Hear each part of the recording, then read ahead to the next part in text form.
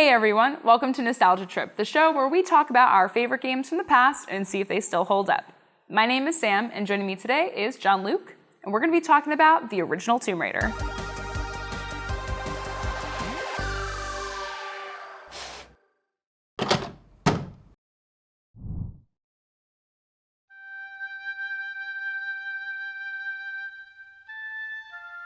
Back in 1996, 3D games were still in their infancy, and games were experimenting with what was possible in 3D spaces. One pioneer was Tomb Raider, an action-adventure game that focused on exploring ancient tombs, solving puzzles, and shooting the occasional wild animal. Tomb Raider brought many revolutions to gaming, one of which was its protagonist Lara Croft, who has become one of gaming's most iconic female characters. The series has been going strong for 22 years, and with the release of the latest game, Shadow of the Tomb Raider, we think it's time to go back to see how the original still holds up today.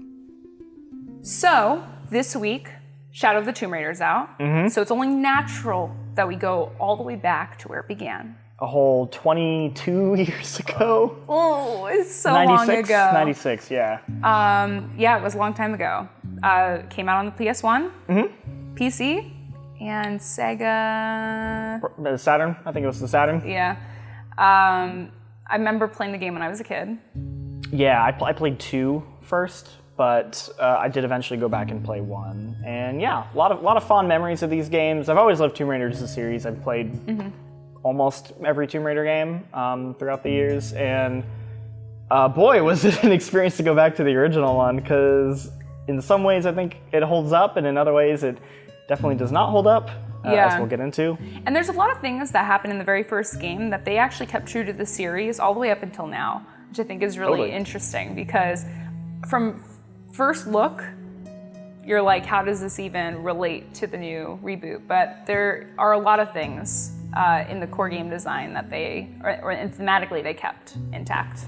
Yeah, like just the emphasis on exploration and like platforming. I want to talk about platforming because so if you play a modern game and then you go back to Tomb Raider, you're going to be very frustrated with the way it controls, and I think part of it is certain clunky control aspects that come with, like, it was an early 3D game, and there's certain improvements they could have made to the way Lara moves and stuff like that. But then there's also just like intentional design decisions that they made that the newer ones try and like automate it a little bit, where it's like, okay, when you jump, you sort of automatically grab a ledge, or you automatically like stick a certain landing. Like they kind of make it intentionally like floaty a little bit in the modern game, so like Lara will kind of like stick to certain like ledges and stuff like that. In this game, they don't have any of that. So no, it's all about time jumping. Time jumping.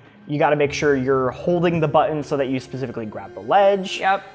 This game is incredibly precise and demanding. And it's difficult positioning yourself. I found when I went back, even just like rotate. Yeah, rotating and moving in the game is so precise. It's almost that part of it doesn't hold up. It's really not fun moving around as Lara in a three-dimensional space. It's one of those games that definitely I think works better when you're more familiar with it. Like I don't know if you ever watched like speedruns of this game, but it's really fun watching people who know like exactly how to play it. Oh, it's amazing. And I think that's where a lot of the appeal of this game comes from, is sort of like discovering and like mastering like the jumps and like where to go and like how to solve all the puzzles, and then like replaying it. Yeah. It can be a little frustrating though, especially like coming back to it. At the time the game came out, I think that there was a lot of things that it did differently that other games didn't. So there were so many ways to move in a 3D space, like different jumps, grabbing onto a ledge, sidestepping, like all those things they made the game feel really exciting at the time, because definitely there were so many ways to move around and platform. A lot of like platformers were very simple. 3D platformers were very simple, and this one felt complex, and the levels and the scale of the levels made it feel very complex, I think. Totally. Because there's a lot of like, you're jumping onto a platform, and then you have to jump onto a platform that's behind you and above you, so you have to do like a high, backflip jump or whatever. Yeah, you think of like advanced like jumping tactics in like a Mario game, but they're trying to make it more realistic. So you have this like, slower moving character with realistic human proportions for the most part. Polygons. So it's like this interesting take where they're trying to make a more like grounded platformer. Yeah. And I think the environments, you're saying how like big they are, they're big in that you don't know where to go, and they're very complex and sometimes a little obtuse, and where you're like, oh, I had to go all the way over there to get to this one spot. Right. When I was a kid, I remember getting completely lost in the very first level, and I never beat the game because I was a child and it was too complicated for me to figure out right. how to get out of even the first level. I went back and I played it later on, when I was in like middle school probably, and finally figured it out. But it did feel like gigantic to me then. Right. It's relatively small in comparison to like modern games, especially like the later Tomb Raider games. They have these like massive giant open world spaces now. But there's something about how they design this where you're not sure where to go that it totally works. Like the first time playing through, it feels massive and it feels complex because you have like no idea what you're doing. I think something that this game did really well was the sound. So it's very silent. It is. It's a very silent game, but there is music that... The music's great. The music's great. Music's really good. The series music is iconic, so that's amazing. But also when you're playing the game, it goes between when you're in the beginning of the tombs, it's very silent, very quiet. There will only be like very ambient or like little cryptic sounds that come in and out. And then when you're in those big encounters with like the Velociraptor or I don't know, whatever other animal comes out and tries to kill you, then there's like this intense battle music that comes and picks back up. And then you're in the beginning of another level when it's dead silent again. I think what they did with the music was really cool. Yeah. The silence gave it an intensity. I agree. I totally. It builds an atmosphere that just like feels kind of like desolate, but like spooky. Spooky, yeah. Game was spooky. Game is spooky. When those like combat like bears show up, like it is still frightening. That's the one thing that I think is probably the most ridiculous about this whole game is the animal encounters. I think they're so dumb. All of them. Okay. The very first, I think it's one of the first animals that comes out, the bats. The bats are really dumb. Oh, well, anytime like you walk in a room and you just hear that sound and you're like, oh, okay, get my gun. And there's no aiming, so you're just kind of pivoting and hitting the button like I'll eventually... I might shoot the bat now. Shoot him. Keep shooting the bat, I guess. It feels like very rudimentary AI where it's a lot of like... Yeah. It's just kind of constantly doing that like jump like strafe and... The AI is stupid. All the animals are really dumb. Even the bosses are dumb. Like you can literally just jump around them in circles and shoot at them until they die. It felt more, like at the time, it felt really cool because you're like, she's got 2 pistols and she's jumping in the air and shooting and Side jumps, flip. Exactly.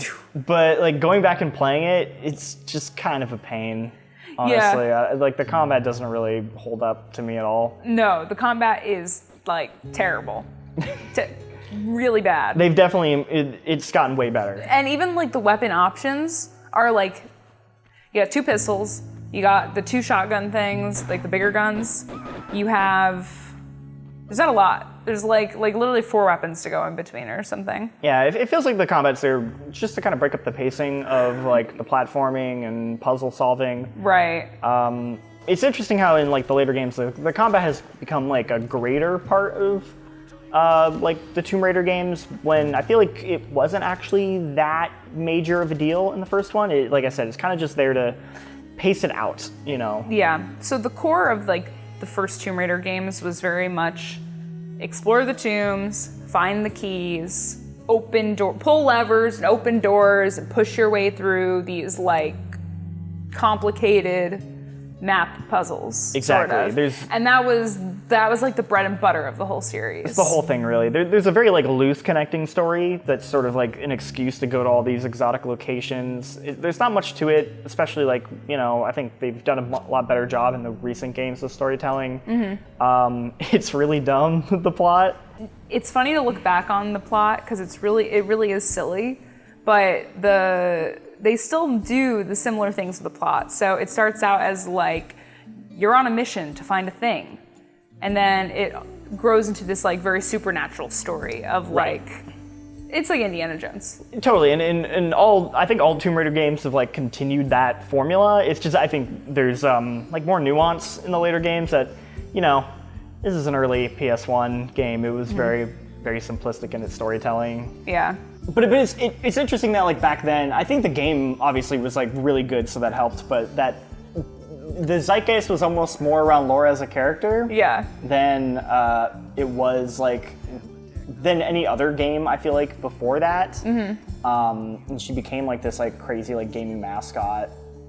Oh yeah, she was everywhere. I mean, she was just like the cover of magazines, like toys, action figures, you name it. She was on it. She doesn't have that relevance anymore, which is kind of I still think Laura's very iconic. They just released like a new Tomb Raider movie, but it doesn't have that fervor that it was back then. Totally. So when I was reading about the history of the development of the first game, I was really interested to find out that before Lara existed, they had a male character standing in. Okay. And they were afraid that it was too much like Indiana Jones, because essentially that's kind of what the game is. Right. So they were like going through these concepts of character creation, and they made a whole ton of different versions of characters that you could play as in this story. And initially they were afraid that a male audience, young boys, wouldn't want to play as a female protagonist. They decided to go with Lara after like, I guess, a number of reviews. People seemed to like her in the studio, and like the publisher liked her. So they rolled with it.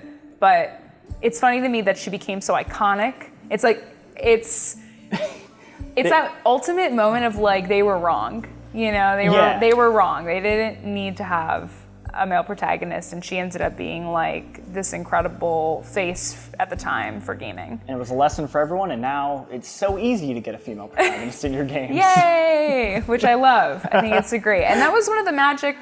When I remember growing up, always loving games. My dad was really into it. He thought it was really cool. He got me all these consoles. And I remember being affected by marketing at a young age. I remember when Xbox Live came out, I remember thinking it wasn't for me because all the commercials were boys playing games together. And so I distinctly remember that. And it's actually why I ended up getting a PlayStation first, because the way that they marketed the games weren't as gender-based. Boys Club. It wasn't as gender-based in their marketing, and the games that were sort of their flagship games were more appealing to me. Despite Lara being a very sexy female character, I didn't notice that at all when I was a kid, and I was just excited to play a badass girl in a game. Right. That was the most exciting to me. She's an adventurer. She's kicking butt, like literally killing animals and people in this game. It's very crazy at the time. At the end of the day, I think that is sort of the lasting legacy of Lara and like Tomb Raider as a series is, she's changed a lot, and she's kind of developed more as a character. She's very simplistic in the first one. There's not much to her. But it's like, she's this sort of represents this iconic female in gaming who like everyone can kind of like enjoy and relate to on some aspects. Mm-hmm. So Jean-Luc, would you recommend the game nowadays? I'd say yes and no.